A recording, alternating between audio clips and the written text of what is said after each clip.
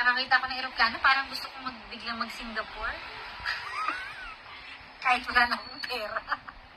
Parang stress ako bigla. Parang gusto ko mag-travel alone. For my yung parang may iba lang.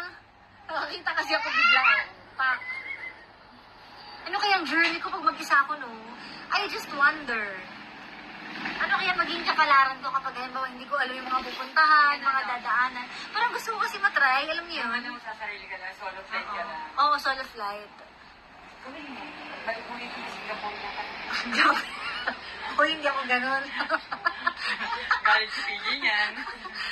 Siya pwede mag-travel alone, pero nung sinabi ko na, pwede na rin ako mag-travel alone. Ayaw niya. Biglang hindi siya nagsalita. Okay.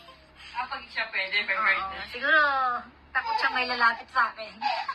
Char! Ay nako, mag-edit ka ng La Union nyo. Wala po sa akin yung files na kay Papa Jackson kasi sabi niya, siya daw mag-i-edit. Kaya siya yung kulitin nyo, na-i-edit niya na. Puro siya work. Hindi naman kayo sa mga ano. Ha? Pagod na te, may pahinga naman. Sabi, Puro gala.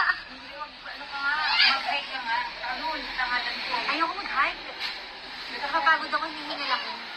May kasi ako, meron akong heart resuscitation, tawag dun. Kumbaga parang bawal mapagod na gusto yung puso ko. Kaya hindi ako pwedeng saktan kasi napapagod yung puso ko. Madali mapagod. Hindi, totoo legit, nagpa-check up ako.